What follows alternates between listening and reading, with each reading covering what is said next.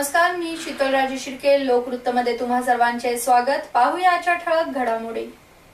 प्रतापसिंह शेती फार्म मध्येच गणेश विसर्जन. जिल्हाधिकारी श्वेता सिंघल. मोर्चा काढून अनिसची साताऱ्यात निदर्शने. आशा वर्कर्सच्या मानधनाचा प्रश्न सोडविला जाईल. राज्यमंत्री विजय देशमुख. मायनी अर्बन बँकेच्या मुख्य शाखा इमारतीचे उद्घाटन व पाऊस अंतरी या अल्बमचा प्रकाशन समारंभ हे दोन्ही भव्य सोहळे उत्साहात संपन्न. संसर्ग टाळण्यासाठी अनेकांच्या खिशातील रुमालात कापूर आणि विलायची. स्वाईन फ्लूचा उपाय. एक मंडळ एक सीसीटीव्ही. पोलीस अधीक्षक संदीप पाटील. अधिकारी कार्यालयात सद्भावना दिन साजरा. कोयना धरणात 502 क्युसेक पाण्याची आवक. आणि सातारकरांचा कल चंदेरी दागिन्यांकडेच. इमिटेशन ज्वेलरीसह सोन्या चांदीच्या दागिन्यांची चलती. बातमीपत्र सविस्तर. शहरातील गणेश विसर्जन यंदाही प्रतापसिंह शेती फार्म मध्येच करण्यासाठी पालिकेला कृत्रिम तलाव बांधण्याची परवानगी दिली आहे, असा निर्णय जिल्हाधिकारी श्वेता सिंघल यांनी जाहीर केला आहे. आगामी गणेशोत्सव व बकरी ईदच्या पार्श्वभूमीवर जिल्हाधिकारी कार्यालयात आयोजित शांतता कमिटी व गणेश मंडळाच्या कार्यकर्त्यांच्या बैठकीत त्या बोलत होत्या. प्रांताधिकारी स्वाती देशमुख, नगराध्यक्षा माधवी कदम, मुख्याधिकारी शंकर गोरे यांची यावेळी उपस्थिती होती. शहरातील गणेश विसर्जन यंदाही प्रतापसिंह शेती फार्म मध्ये करण्यासाठी पालिकेला कृत्रिम तलाव बांधण्याची परवानगी दिली आहे, असा निर्णय जिल्हाधिकारी श्वेता सिंघल यांनी जाहीर केला. शहरातील अवैध धंद्यांचा बंदोबस्त करण्याच्या सूचनाही त्यांनी यावेळी दिल्या. दरम्यान विसर्जनाबाबत प्रशासनाच्या भूमिकेचा हिंदुत्ववादी संघटनांनी निषेध केल्याने काही काळ गोंधळ निर्माण झाला होता. मात्र पोलीस अधीक्षक संदीप पाटील यांच्या हस्तक्षेपानंतर तणाव निवळला. हाणामारी करणाऱ्या मंडळांना पुढील वर्षी परवानगी देणार नसल्याचा इशाराही त्यांनी यावेळी दिला. डॉक्टर नरेंद्र दाभोळकर यांच्या खुनाला 4 वर्ष पूर्ण झाली, मात्र अजूनही त्यांच्या मारेकरी व सूत्रधाराला पोलीस पकडू शकले नाहीत. या निषेधार्थ शहरातील शाहू चौक ते जिल्हाधिकारी कार्यालय असा मोर्चा काढून अनिसने निदर्शने केली. अनिसतर्फे जिल्हाधिकाऱ्यांमार्फत राज्यपाल विद्यासागर राव यांना निवेदन देण्यात आले. डॉक्टर दाभोळकर यांच्या खुनाला 4 वर्ष व गोविंदराव पानसकर यांच्या खुनाला 2.5 वर्ष पूर्ण होत आहेत. पुरोगामी विचार मांडणे व आचरणात आणणे यासाठी महाराष्ट्रात अशा समाज सुधारकांचे खून व्हावेत ही प्रगतशील महाराष्ट्रासाठी अत्यंत लाजिरवाणी गोष्ट आहे. दाभोळकर, पानसरे व कलबुर्गी या तिघांचेही मारेकरी अद्याप फरारी आहेत. शासनाकडे अनेक वेळा पाठपुरावा करून देखील तपासामध्ये काहीही प्रगती दिसून येत नाही. जोपर्यंत मारेकरी सापडत नाही तोपर्यंत समाजातील विवेकवादी लोकांना असलेला धोका हा कायम राहणार आहे. त्या पार्श्वभूमीवर तिघांच्या खुनाच्या घटनांमधील साम्यस्थळ लक्षात घेता त्यांच्या मारेकरांची रेखाचित्रे ही सर्व पोलीस ठाण्यात व सार्वजनिक ठिकाणी लावण्यात यावीत. शासनाने दाखल केलेल्या आरोपपत्र उल्लेखित संघटनांवर कायदेशीर कारवाई करावी. सनातन संस्था व हिंदू जनजागरण समिती यांच्या साधकांची नावे तपासात पुढे आली आहेत. तसेच गोविंदराव पानसरे खून तपासातील MITCच्या माध्यमातून करावी अशा मागणी यावेळी करण्यात आल्या. आशा वर्कर्सच्या मानधनाबाबत येत्या 15 दिवसात आरोग्यमंत्री यांच्या सोबत बैठक घेऊन मानधनाचा प्रश्न लवकरच सोडविला जाईल, असे आश्वासन सार्वजनिक आरोग्य राज्यमंत्री विजय देशमुख यांनी दिले. येथील निर्मल मंगल कार्यालयात आयोजित आरोग्य विभागाच्या आशा महिला वर्कर मेळाव्यात सार्वजनिक आरोग्य राज्यमंत्री देशमुख प्रमुख पाहुणे म्हणून बोलत होते. मेळाव्याची सुरुवात क्रांतिज्योती सावित्रीबाई फुले यांच्या प्रतिमेचे पूजन व दीप प्रज्वलनाने करण्यात आली. या प्रसंगी आशा वर्कर्स हा समाजाच्या शेवटच्या घटकापर्यंत पोहोचणारा शासनाचा घटक आहे. या आशा वर्कर्सच्या मानधनाबाबत येत्या 15 दिवसात आरोग्य मंत्री यांच्या सोबत बैठक घेऊन मानधनाचा प्रश्न लवकरच सोडविला जाईल, असे आश्वासन सार्वजनिक आरोग्य राज्यमंत्री विजय देशमुख यांनी दिले. या प्रसंगी जिल्हा शल्यचिकित्सक डॉक्टर श्रीकांत भुई, प्रभारी जिल्हा आरोग्य अधिकारी विनीत फाळके, जिल्हा परिषद सदस्य दीपक पवार, करण जगताप, आनंदी अवघडे, स्वाती शेगडे आदी यावेळी उपस्थित होते. मायनी अर्बन बँकेच्या मुख्य शाखा इमारतीचे उद्घाटन आमदार रामराजे नाईक निंबाळकर आणि आमदार जयंत पाटील यांच्या हस्ते मायनी येथे मोठ्या उत्साहात झाले. दरम्यान पाऊस अंतरी या म्युझिकल अल्बमचा प्रकाशन समारंभ आणि लोकनेते स्वर्गीय भाऊसाहेब गुदगे शक्तीस्थळ व अर्धाकृती पुतळ्याचे अनावरणही यावेळी करण्यात आले. The Mayani urban cooperative bank limited या मुख्य शाखा इमारतीचे उद्घाटन सोहळा मोठ्या थाटात मायनी येथे पार पडला. या इमारतीचे उद्घाटन माननीय रामराजे नाईक निंबाळकर व आमदार जयंत पाटील यांच्या हस्ते करण्यात आले। दरम्यान लोकनेते स्वर्गीय भाऊसाहेब गुदगे शक्तीस्थळ व अर्धकृत पुतळ्याचे अनावरणही करण्यात आले। तसेच सातारच्या माजी जिल्हा परिषद सदस्या सौ शोभना सुरेंद्र गुदगे यांच्या पाऊस अंते आमदार शशिकांत शिंदे, आमदार शिवेंद्रसिंह राजे भोसले, आमदार बाळासाहेब पाटील, आमदार मकरंद पाटील, माननीय विक्रमसिंह पाटणकर, माननीय आमदार बाळासाहेब पाटील, माननीय संजीवराजे नाईक निंबाळकर, माननीय शेखर गोरे हे देखील उपस्थित होते। तसेच प्रसिद्ध संगीतकार गायक अवधूत गुप्ते हे देखील उपस्थित होते। त्यांच्यासोबत संगीतकार चिनार महेश, गायक स्वप्नील बांदोडकर, अभिनेता सिद्धार्थ चांदेकर, अभिनेत्री ऋतुजा शिंदे, कोरिओग्राफर सुजित कुमार, गीतकार मंदार चोळकर आणि व्हिडिओ पॅलेस नानूभाई जयसिंघानी यांची देखील विशेष उपस्थिती होती। दरम्यान हा मोठा सोहळा पार पाडण्यासाठी माननीय राहुल पवार, माननीय अजित गोडसे, माननीय विक्रम गोडसे, माननीय गफार पठाण, माननीय विकास जाधव, माननीय फिरोज मुलानी, माननीय नानासाहेब गोडसे व माननीय अमोल चव्हाण यांचे विशेष योगदान लाभले।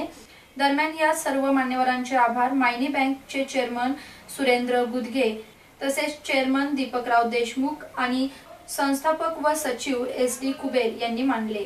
लाडके नेते लोकनेते स्वर्गीय भाऊसाहेब गुदगे काका यांच्या पुतळ्याच्या अनावरण प्रसंगी आणि बँकेच्या उद्घाटन प्रसंगी इथे उपस्थित असणारे महाराष्ट्र विधान परिषदेचे सभापती नामदार रामराजे नाईक निंबाळकर साहेब, आज या कार्यक्रमाला खास करून उपस्थित राहिलेले महाराष्ट्र राज्याचे माजी ग्रामविकास आणि अर्थमंत्री जयंतरावजी पाटील साहेब, सातारा जिल्ह्याचा बुलंद आवाज माजी पालकमंत्री आमदार शशिकांतजी शिंदे साहेब,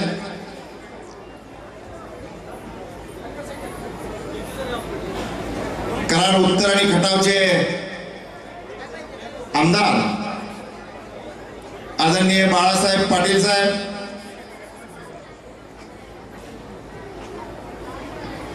वाई महाबळेश्वर खंडाळ्याचे आमदार आदरणीय मकरंदजी पाटील साहेब, साताऱ्याचे आमदार आदरणीय शिवेंद्रराजे भोसले,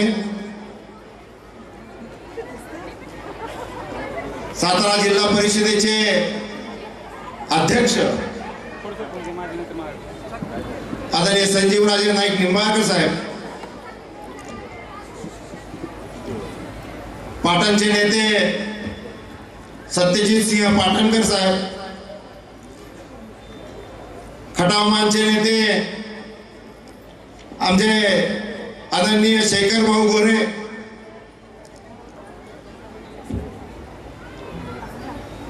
खास करून या कार्यक्रमाला उपस्थित असणारे माजी खासदार रणजितसिंह मोहिते पाटील, चुकून आम्हाला एक साहेब थोडासा वर खाली झाला, जिल्हा परिषदेचे उपाध्यक्ष मानकुंडे साहेब, सभापती पवार साहेब, शिक्षण सभापती सातारा जिल्हा परिषद, खटाव तालुक्याचे पंचायत समिती सभापती संदीप मांडवे, तशी सगळ्यांची नावं घेणं गरजेचं, आमचे मसवडचे नगराध्यक्ष आणि सर्वच प्रमुख उपस्थित आहेत, खटावचे उपसभापती कैलास गाडगे उपस्थित आहेत, महिला आणि बालकल्याणचे सभापती वनिताताई गोरे उपस्थित आहेत, सर्व प्रमुख कार्यकर्ते आणि आज ज्या म्युझिकल अल्बमचं प्रकाशन आज इथं होणार आहे त्यासाठी ज्यांनी मेहनत घेतली, त्यासाठी ज्यांनी कष्ट घेतले त्याच्या कार्यक्रमाचे विशेष उपस्थिती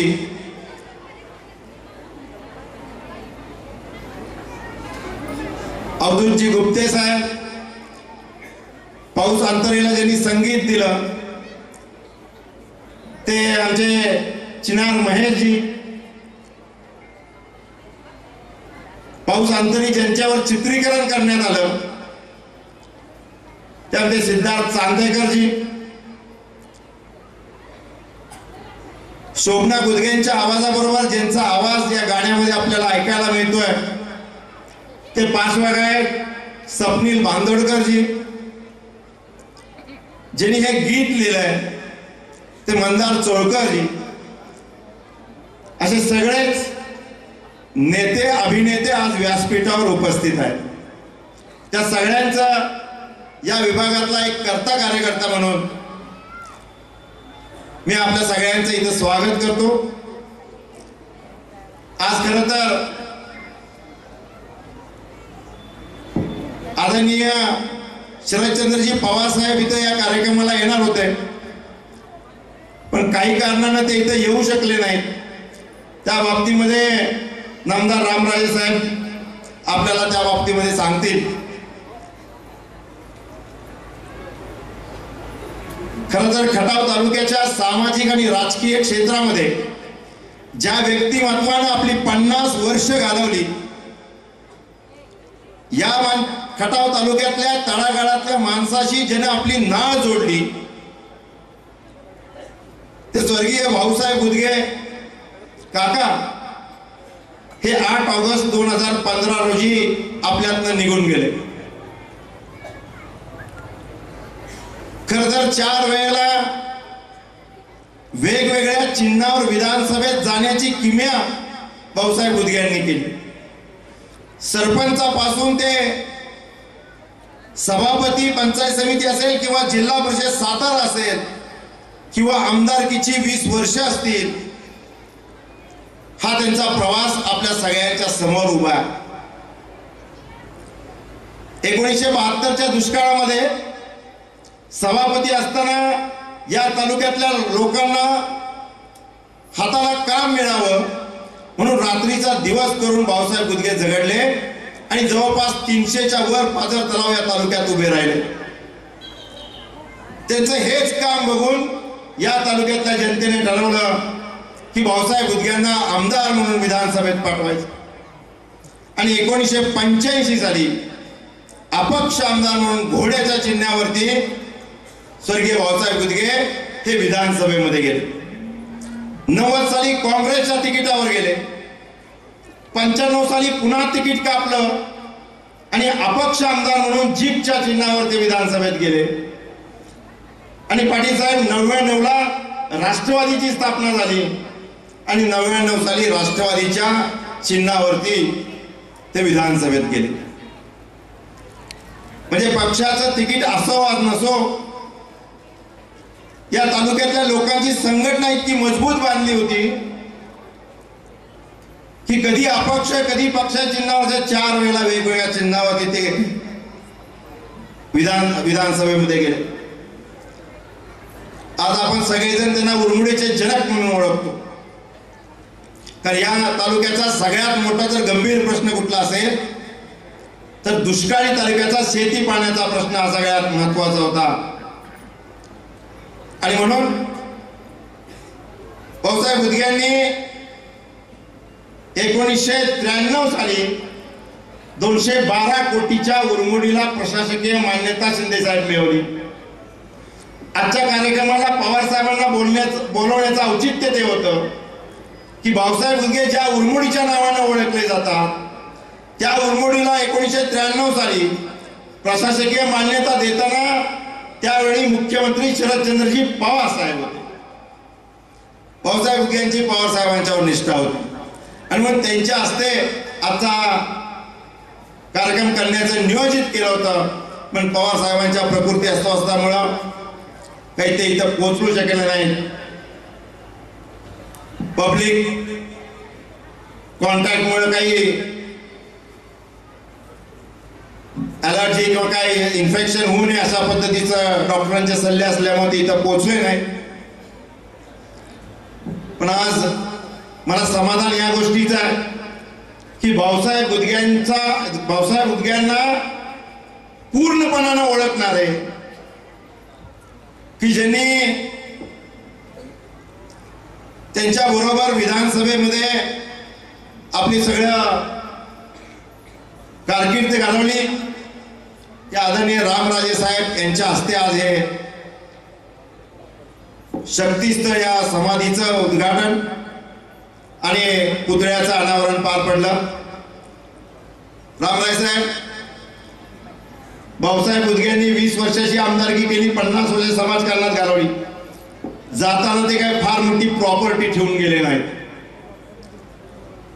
पण त्यांनी एक मात्र मोठं धन माझ्यासाठी ठेवून गेले. ते विचाराचा ठेवा ठेवून गेले. त्या विचारानं बांधलेली लोक, त्या विचारानं बांधलेली जनता निश्चितपणानं ते मागे ठेवून गेले. फार मोठं धन हे माझ्यासाठी होतं. ज्या वेळेला राजकारणामध्ये असे प्रसंग आले, माझ्या रक्तातल्या नात्याच्या लोकांनी भाऊसाहेबांच्या विचाराशी त्यांनी फारकत घेतली, दूर गेले. भाऊसाहेब उदग्यांनी ज्या विचाराशी आयुष्यभर संघर्ष केला त्यांच्या सोबत गेले. दुसऱ्या थोडक्यात मी सगळ्यात बारीक होतो, लहान होतो, ज्युनियर होतो. मी उत्तर कराडमधून आता बाळासाहेब पाटील आमदार जे बसले त्यांचे वडील PD साहेब निवडून आले.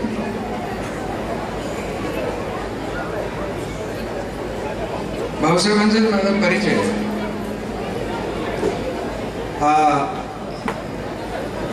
95च्या पुढे जास्त झाला. भाऊसाहेबांचा विषय ऐकून तर आम्ही सगळेजण होतो, कारण मी काही लांबचा नाही आहे.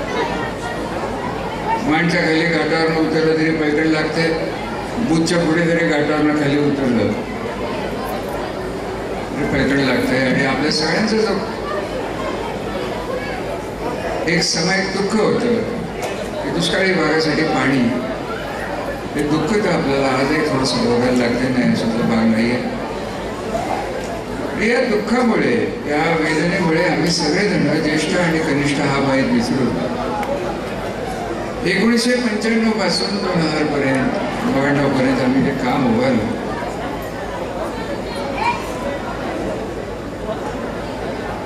त्यात भाऊसाहेबांचा फार मोठा वाटा होता. मी मनोरा आमदार निवासात राहायचो. मदन आप्पा आणि भाऊसाहेब हे आकाशवाणीमध्ये राहायचे, शेजारी राहायचे. शंका कुशंका आला की मी त्या दोघांच्याकडे जात होतो. भाऊसाहेब व्यवसायाने वकील होते, शिक्षणाचे वकील होते, दिसायला शांत होते. भाषणाला उभा राहिल्यानंतर त्याच्या बुद्धिमत्तेचं, त्यांनी केलेल्या अभ्यासाचं आणि सर्वसामान्य माणसाच्या, विशेष करून पाणी प्रश्नावर त्यांच्या सर्वसामान्य माणसाच्या विषयी त्यांच्या मनातल्या ज्या भावना होत्या, प्रश्नाला त्यांनी 50 वर्ष हे वाहून घेतलं होतं. त्यांच्या भाषणातनं आणि विचारातनं स्पष्ट होत होतं. हे कित्येक वेळा मी बघितलं. आमचे संबंध हे सहकारी आमदार म्हणून निश्चित होते. काहीपेक्षा अनुभवी मार्गदर्शक. मला हे नेहमी म्हणायचे की रामराजे, तुम्ही आता निवडून आलेला या जिल्ह्याच्या दुष्काळी भागाला कुठेतरी न्याय मिळेल. मी जरी ज्येष्ठ असलो, मी जरी तुमच्यापेक्षा अनुभवी असलो, तरी तुम्ही पुढे येऊन काम करा. आम्ही सगळेजण तुमच्या मागे उभं राहू. आणि ही जी एकत्रित शक्ती या जिल्ह्यात त्या काळात एकवटली गेली, भाऊसाहेबांचा फार मोठी ताकद माझ्या मागे उभी होती. आणि आता असं होऊन बसलेलं आहे की आता उरमोडीचं पाणी यायला लागलेलं आहे. उरमोडीचं पाणी शेखर भाऊंच्या मांडपर्यंत येऊन पोचलेलं आहे. म्हणजे भाऊसाहेबांना जर आपल्याला श्रद्धांजलीच पाहिजे असेल, हे तुमच्या खटावाडी माणमध्ये येणारं उरमोडीचं पाणी, तारडीचं पाणी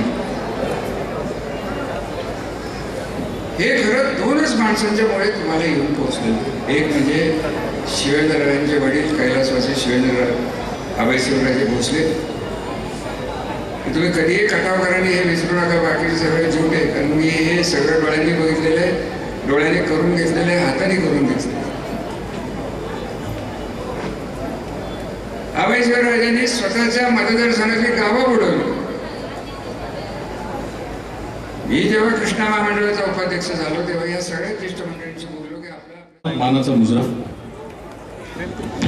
खरं आजचा आमचा बोलायचा दिवस नाही, आजचा दिवस गुदगे मॅडमचा आहे. परंतु काही गोष्टींचं कौतुक केल्याशिवाय राहवलं नाही म्हणून माईक हातात घेतलेला आहे.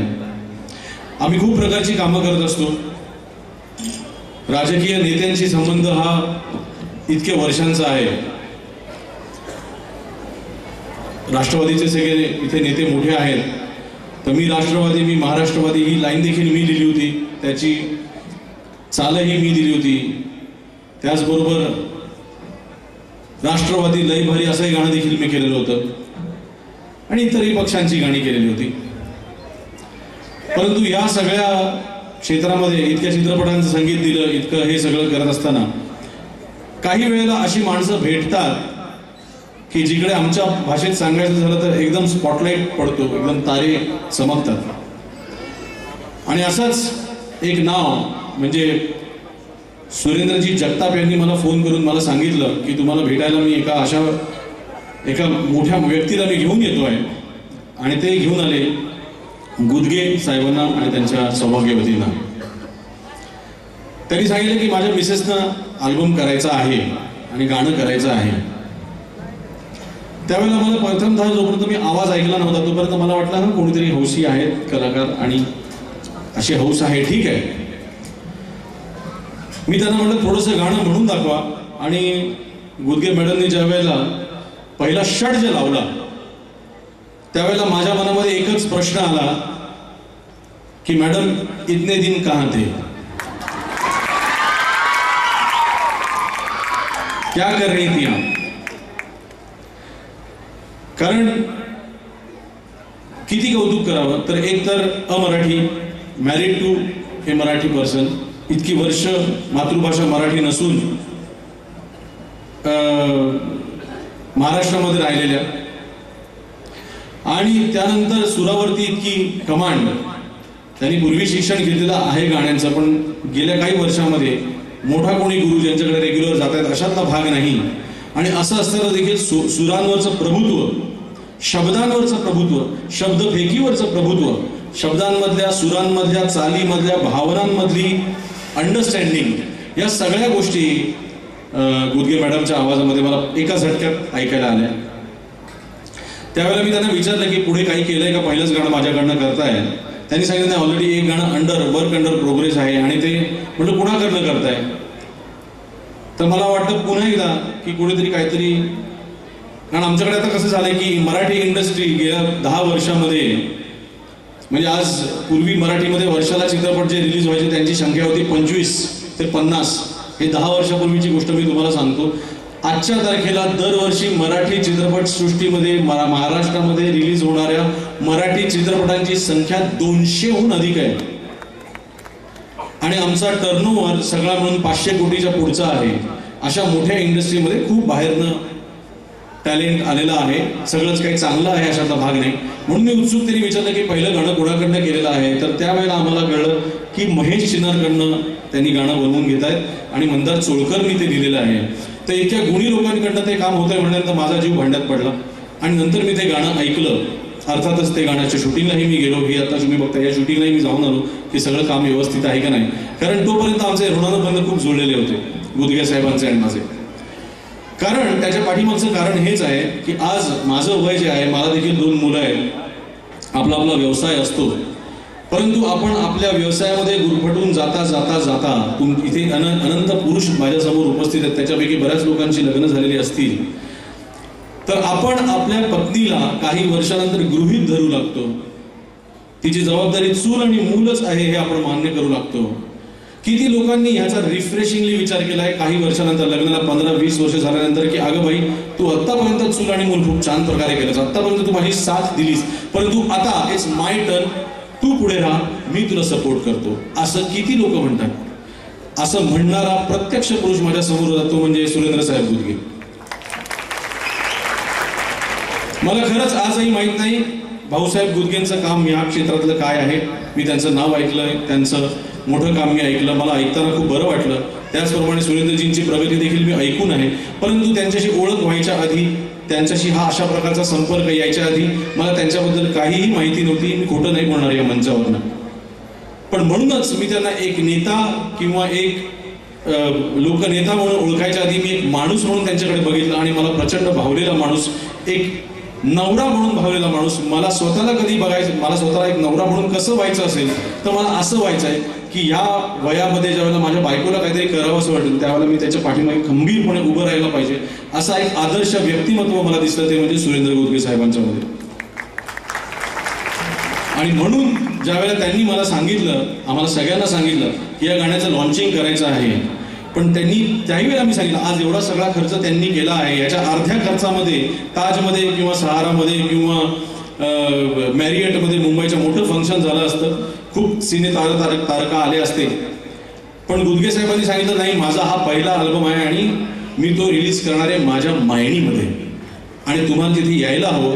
त्यांच्या एका निमंत्रणाला लगेच आम्ही सगळेजण तयार झालो. त्यांच्या सगळ्यांच्या वतीने मी इथे बोलतो आहे की साहेब तुम्ही हे जे काही केलेलं आहे हे अत्यंत उत्तम आहे. आता लवकरात लवकर केवळ माझ्याचकडनं नव्हे तर मराठीतल्या इतरही काही चांगल्या संगीतकारांकडनं गाणी बनवून घ्या, मॅडमकडनं ती गाऊन घ्या आणि ह्याच मंचावरती, ह्याच ठिकाणी, ह्याच तुमच्या लाडक्या मायणीच्या लोकांसमोर एक मोठा कार्यक्रम करा ज्यामध्ये फक्त त्यांची गाणी सादर होतील आणि त्याला सगळ्याला सहभागी म्हणून आम्ही गायक कलाकार म्हणून आमची कला देखील इथे पेश करू. आमच्या सर्वांच्या वतीने गुदगे मॅडमला आणि त्यांच्या संपूर्ण परिवाराला खूप खूप शुभेच्छा आणि ह्या अल्बमला आणि पुढच्या येणाऱ्या सगळ्या त्यांच्या सांगीतिक वाटचालीला आमच्याकडनं खूप खूप शुभेच्छा. All the best. धन्यवाद गुप्ते साहेब. शोभनाताईंचा यथोचित असा मान सन्मान. मित्र, काही नेते असे असतात की ते कुठल्याही पदावर गेल्यानंतर त्या नेत्याची प्रतिष्ठा आणि सन्मान वाढतो आणि काही नेते असे असतात की ते मोठ्या पदावर गेल्यानंतर त्यांच्या कार्यकर्तृत्वामुळं त्या पदाची प्रतिष्ठा वाढते. खरंच रामराजे साहेब, आपण विधान परिषदेच्या सभापती. स्वाईन फ्लू या आजाराने सध्या खळबळ उडाली आहे. गेल्या 15 दिवसात या आजाराने रुग्ण दगावल्याच्या घटनाही घडल्या आहेत. दरम्यान हा आजार टाळण्यासाठी नागरिकांनी काही घरगुती उपाययोजना करण्याकडे भर दिला आहे. स्वाईन फ्लूचा संसर्ग प्रामुख्याने डुकरांद्वारे होतो. संसर्गजन्य आजार असल्याने तो एका व्यक्तीला झाल्यास दुसऱ्या व्यक्तीला होतो. स्वाईन फ्लूच्या विषाणूचा प्रसार हा रोग्याच्या नाकातील व घशातील स्राव, त्यांचा घाम व त्यांची थुंकी यामधून होतो. राज्यात गेल्या काही दिवसांपासून स्वाईन फ्लूने थैमान घातला असून आजपर्यंत अनेक रुग्ण दगावले आहेत. सातारा जिल्ह्यातही हळूहळू हा आजार डोके वर काढू लागला आहे.